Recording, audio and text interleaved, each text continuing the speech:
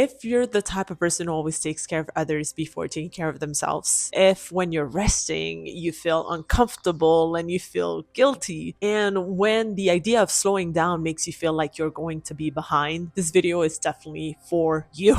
And I'm telling you, I learned this the hard way. If you don't focus on yourself, at a certain point, your body will force you to. It took me 40 plus years to realize this. And you have to stay until the end because I'm going to share with you the 5 deepest changes that happens when you finally decide to focus on yourself. And these changes will happen emotionally, physically, spiritually, mentally, in all of your life. And this might be exactly what your body is asking. Hi, I'm Fabienne Raphael, and I created this YouTube channel what feeds you defines you out of this, I think it was the most intense and difficult health challenge that I've had to experience in my life. I realized that the way I was living before with a ton of anxiety, focusing always on what's next, overperforming, doing, never resting, thinking about others before thinking about myself, people pleasing, all of this was not sustainable. And this channel is really to help you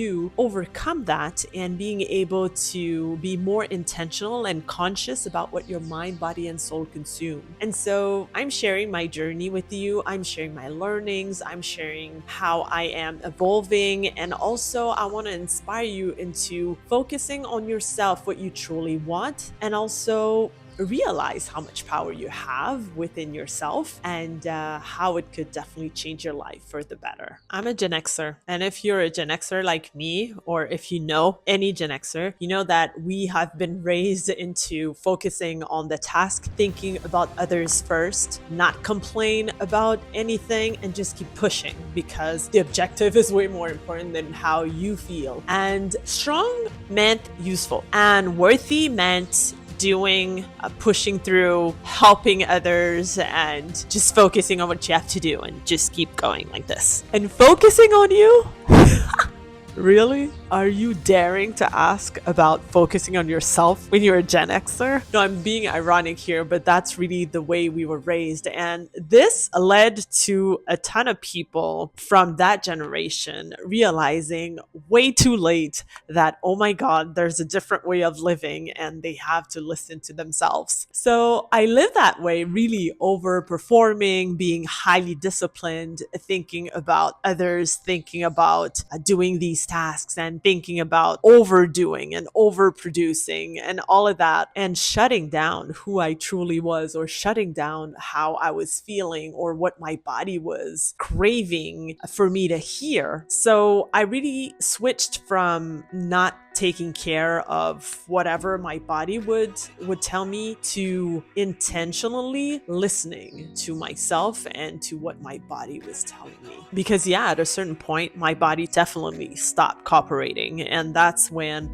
I had this intense diagnosis that totally changed and shifted the way I was living. So my body literally was telling me, stop postponing yourself. It's a question of survival. You have to listen to your body. And that's what I was forced to do. It became a requirement. So that reset that I had to do, it wasn't a checklist. It was really reconnecting with myself and creating that relationship with myself. So I went from doing to listening. And as you might figure, this didn't happen overnight. Not at all. It's something that is a work in progress. I'm not saying that it's perfect. And when you try to do that yourself, it won't happen overnight either. And you might experience some frustration at some times and thinking that you are regressing instead of progressing or evolving. But I'm telling you, if you're intentional about it and you make conscious efforts daily, then eventually you will notice some changes within the way you are and how you're acting and how you feel, probably way better with yourself. So I didn't add more discipline or focused on being so perfect with everything that I did.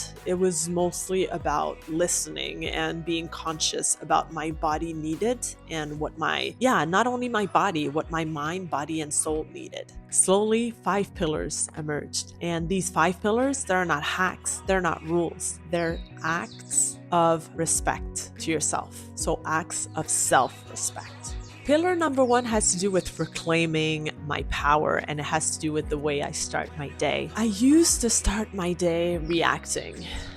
Meaning going on my phone very quickly, checking messages, checking emails, scrolling. Not really the best way to do this, right? And of course, this led me into a situation where I was out of control, I was in reactive mode, and I wasn't in control of how my day was about to start. But now I'm very conscious about this, and when I wake up, I usually start with a meditation. And usually it's around, it depends of the days, 5 minutes to 15 minutes, sometimes 20 minutes, just to breathe and just remind myself to be grateful and focusing on what I desire and my vision and many things. So sometimes it has to do with abundance, sometimes it has to do with gratefulness, sometimes it's about wealth, sometimes it's about my vision, sometimes it's about love, how loved I feel and how grateful I am to still be alive, right? And after that meditation, I usually read a story from the Book of Awakening from Mark Nepo and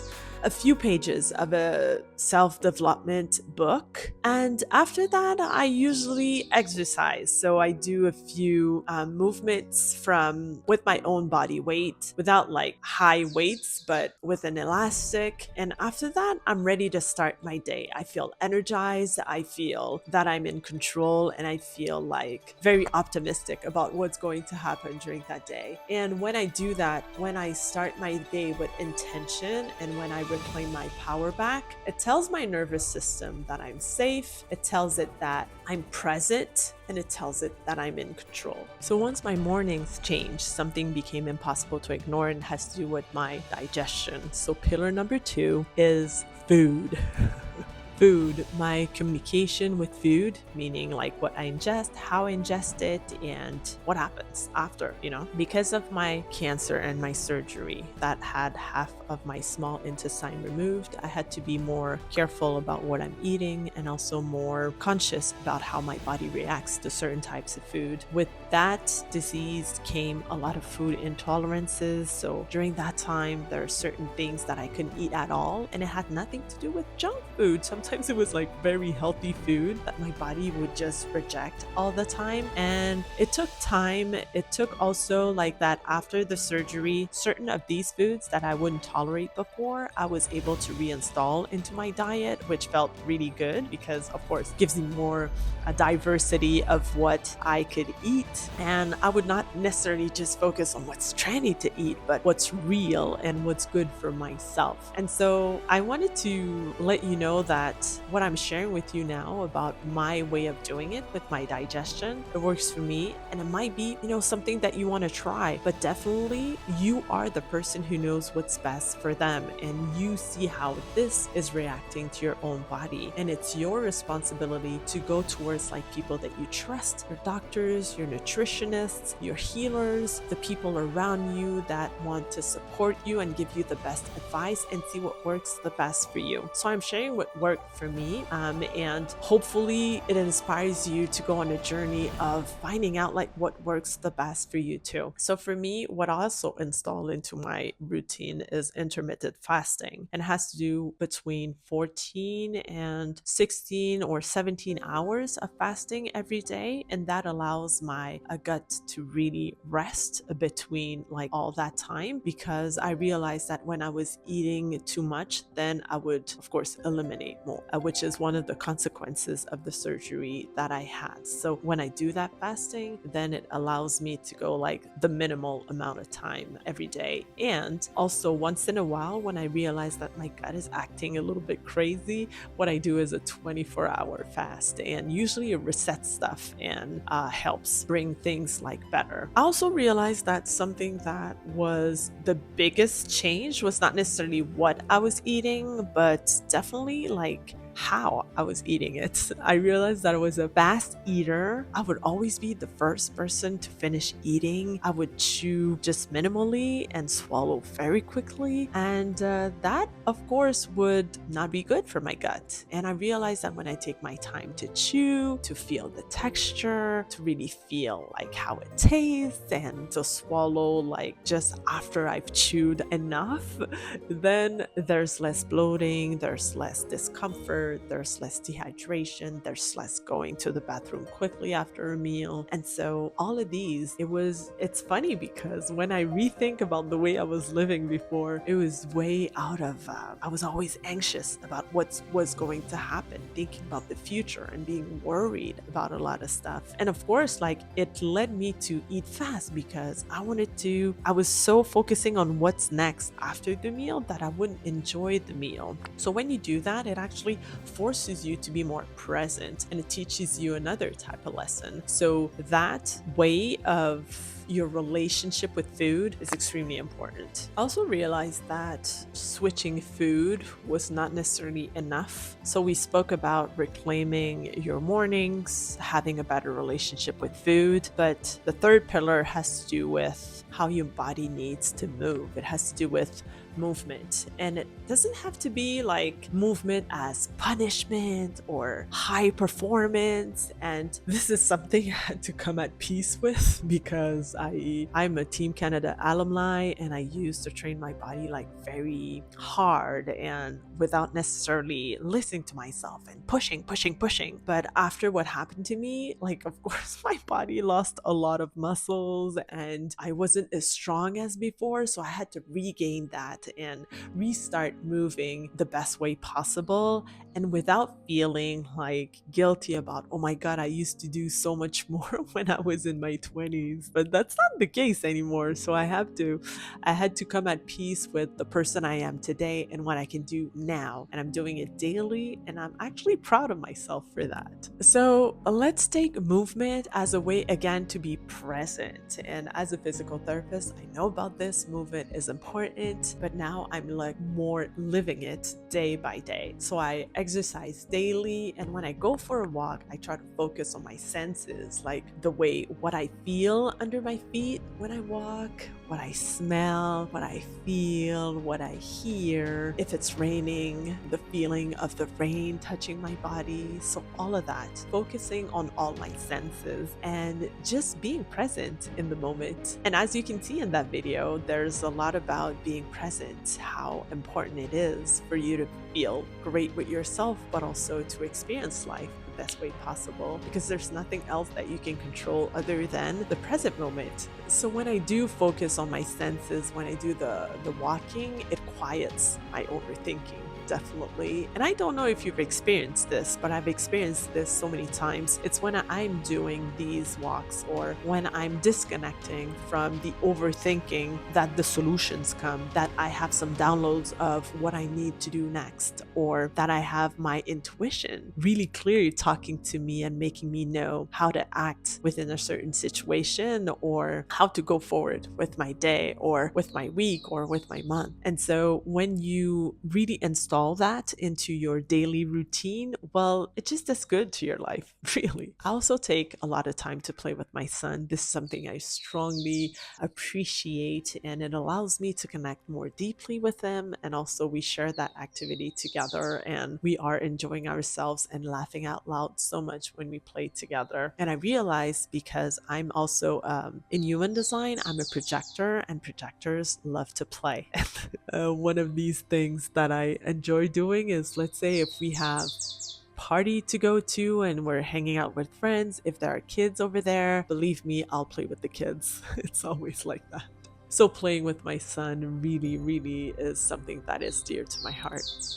We're talking a lot about focusing on yourself, but what I want you to stress out here is that focusing on yourself doesn't necessarily mean that you have to do everything yourself.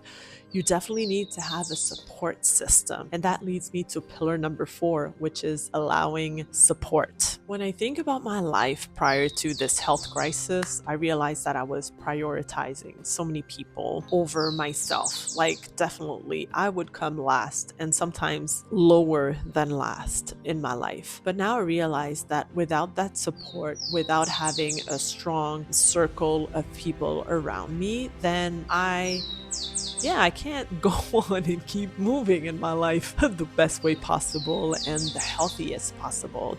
So I'm very grateful to have a great medical team around me, a great nutritionist, my healers, my Reiki master, my osteopath, and all my loved ones. All these people, they are crucial into who I am today, into like how I feel, into how I live my life, into how I feel excited and purposeful each and every single day when I wake up, and that I have this purpose and that I'm doing this every week to be with you and to share with you what's going on in my journey and to inspire you into what you can do to also improve your life too the best way possible. So receiving support is not a sign of weakness, it's definitely wisdom. It's definitely a must. And all of that means nothing if, let's go to pillar number 5, you don't allow your body to rest. I remember that my my sleep used to be very scattered, very stressful. I would wake up in the middle of the night overthinking, being worried, being anxious, thinking about a ton of stuff, right? And of course, it's all related with the way you live, the way you start your day, the way you allow others to control your day, or the way you're reactive, the way you're eating. All of these 4 pillars, they go back to pillar number 5, because if the other 4 are not great, then pillar number 5 will not be rest. It will be stressful again. It won't be like you won't be waking up feeling rested and energized to attack the next day. So now I'm glad to be sleeping between 8 and 9.5 hours every single night. And when I wake up in the morning, I feel rested. And I try not to wake up with an alarm clock, because when I do that, oh my God, it puts me in a state of overreacting, like hypervigilance, like, oh my God, what's happening? What's happening? Even if I tried like the slow or the very soft songs to wake me up, there's something that happens when it's a sound. I'm just like, like this, and it just like stresses me out. And so the best way for me to wake up is entirely on my own and just naturally, and this allows me to ease into the morning and to ease into that meditation that I do every single morning, and it allows me to control my breathing way better. So this is it. This is why you stayed until the end, because these are the 5 deepest changes that are going to happen in your life if you are implementing these 5 pillars. First of all, you'll take your power back. Second, you'll focus on intention instead of expectations. Third, you will respect your body instead of overriding it. 4, you'll bring yourself back to the present moment, which is a very important thing. And 5, you allow your body to reset each and every single day.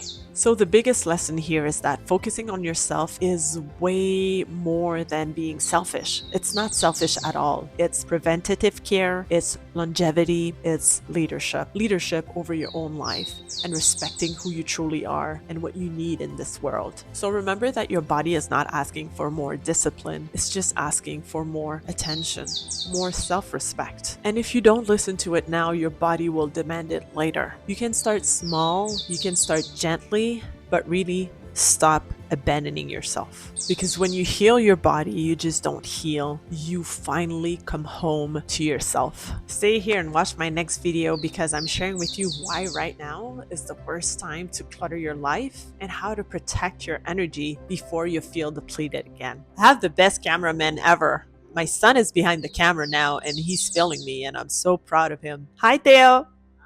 Okay, you can stop.